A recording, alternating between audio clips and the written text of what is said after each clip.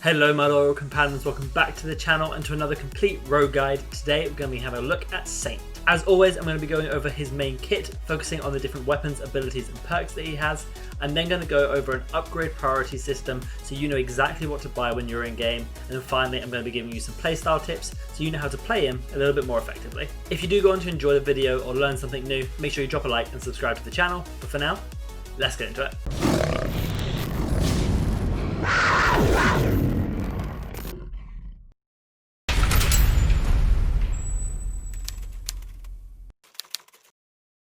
Saint is given a support role within this game due to his medic focused abilities. His passive and his main ability both orientate itself around reviving people and making sure your team are there and ready to fight. Him himself is mostly played at a longer range playstyle and focusing on survivability so that he's always useful for the team. If Saint goes down first, it's generally a problem because then he hasn't got to use his abilities and he's not really that useful if he's not there to revive you. Let's start with his passive then, which is called Medical Expertise. When Saint revives a teammate, they come back with additional health. Normally when you revive somebody, they come back with 30 health and then they start regenerating after that. With Saint, it's slightly different. When he revives somebody, they come back with 80 health, meaning they're pretty much ready to go for the fight as soon as they're back up and ready. This is a really good passive and of course is really useful for his kit as a main medic. Saint also receives an additional 50 health on completion of that revive. This also works with his main ability called Revive Drone, and what this does is he sends out a drone when a teammate anywhere on the map is knocked.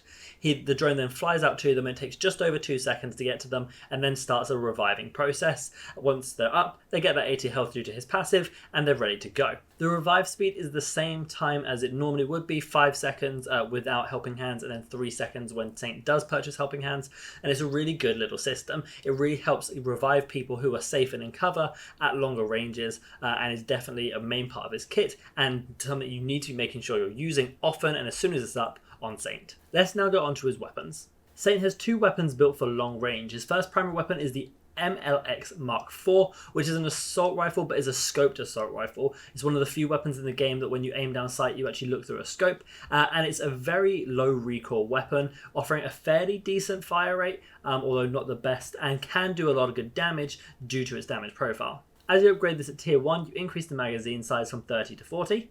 At tier 2, you reduce the recoil even further, meaning it's a real laser, and at tier 3, you increase the damage range and suppress its fire. Other primary weapon is the Mamba, which is the 3-round burst DMR that we spoke about with Dima. This is a very good weapon if you're able to connect all 3 bullets and is very good at longer ranges. At tier 1, you increase the magazine size from 30 to 42. At tier 2, you reduce the recoil and increase its accuracy, and at tier 3, you increase the damage range. Both of these weapons are very good. The MLX Mark IV is better for hipfire up close. The Mamba probably better at those longer ranges, although if you prefer the scope playstyle, the Mark IV is really that one you want to go for. In terms of which weapon is best, it's actually purely down to personal preference, I think. Whether you just feel more consistent with the Mark IV or the Mamba, you should pick one or the other. Personally for me, it really depends on the day and how I'm feeling. Onto his secondary weapons though, he has the Executioner, which is of course the standard pistol within the game. The Executioner is a well-rounded semi-automatic pistol, offering really good damage, really good range, and generally just really good abilities throughout, and can compete with some weapons if you're a great shot with it. At tier 1, you increase his magazine size from the base 12 up to 16, and at tier 2, you increase his hipfire accuracy and reduce its recoil. His other secondary weapon is the Throwing Axe, the faster throwing thrown weapon. As you upgrade this to tier 1, you increase that throw speed, and at tier 2, you increase the throw damage from 100 to 150. In terms of Saint's gadgets, his first gadget is the smoke grenade, one of my favourite particular pieces of equipment in the game. This, as you throw it, creates a cloud of obscuring smoke, which enemies cannot see through and you cannot see through, and as you upgrade to tier 1, you increase that smoke duration and slow enemy movement speed within the smoke, and then at tier 2, you're able to get a second smoke grenade. His other piece of equipment is unique to him, and this is the Trip Mine. This is like a little claymore, you put it down, and when enemies pass in front of it, it explodes, dealing damage. It does not cause any damage to people behind it when it detonates, only in front like a normal claymore would. There are 3 lines that protrude out from the front of the claymore, making it kind of obvious when it's there if you can spot it, but as you upgrade to tier 1, you make that a little bit less obvious and also increase its health durability, and then at tier 2, you're able to pick up a second Trip Mine. For Saint's perks, he has in the 4000 category Evade and Cloaked. At 6500, he has Helping Hand and Bounce Back, and at 10,000, he has Headstrong and Tracker Rounds. Saint's perks are actually really good at helping him survive. A particular must is Helping Hand. You need to pick this up as high priority on Saint. It's so good, and really the whole part of his kit is about reviving, so having that quicker revive is so important. But the other perks also do a great job at helping in that supportive role. He has Bounce Back, which helps his own health regeneration for survival, Evade to help him dodge bullets a little bit easier, Headstrong to help him survive with that additional health, and then he has Cloak so he isn't revealed, and Track Around so he can help when he does hit shots, tell the enemy, or tell your team, where enemies are. Let's have a little look at the upgrade priority. As usual, I'll show you the high priority items, which are things you must buy as soon as possible. Then we have the interchangeables, which are things you should get, but you can kind of vary the order on it. And then your low priority or situationals, which you don't normally need to buy unless for a very particular circumstance. And then, of course, I have the rounds, which they're most likely to be bought on due to the amount of money you're likely to get there on the left. Going over the most noticeable things, the first round you either want to pick up the Trip Mine or the Smoke Grenade. Utility is the best thing to get round 1, as I keep saying. The reasons and the distinction you would make between getting these is the Smoke Grenade if you're on attack and the Trip Mine if you're on defense. Really, that's the distinction I would make. The Smoke is better for holding lines of sight as you approach a site, and then the Trip Mine is better for holding off a flank or some position on defense. Then as you move into round 2, you want to be picking up your primary weapon of choice, and then the next round you want to be getting Helping Hands by round 3 at the latest. You don't want to be prioritizing anything else over Helping Hands. This is the first thing you get after you get your weapon. Normally I would recommend here getting your other gadget, but I wouldn't. Smoke is better for attack, the Trip Mine is better for defense. Just stick at that. You don't tend to need both unless you really want it. If you choose, you can then pick up the melee weapon, but I would definitely recommend prioritizing the Bounce Back as soon as possible after this. Then perhaps look at getting your 3 main weapon upgrades, get your weapons fully upgraded. I think that's a great shout. Then upgrade your Smoke Grenade or your Trip Mine to the fullest it can be. Then you can start messing around with other perks such as Headstrong, Track Arounds, or Evade, but then I wouldn't really recommend anything else past that, and you probably have spent all your money anyway.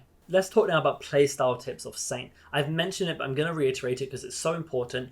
As Saint, you're here to play at longer ranges due to the long range nature of your weapons and focus on your own survival. You do not want to be the person going down because your team rely on you so much for those revives, whether it be for the drone or just switching positions to get a manual revive off. When you have Helping Hands, that is clutch in this game. Getting the back with 80 health helps them get into the fight straight away, and it's so important that you're able to survive to do this.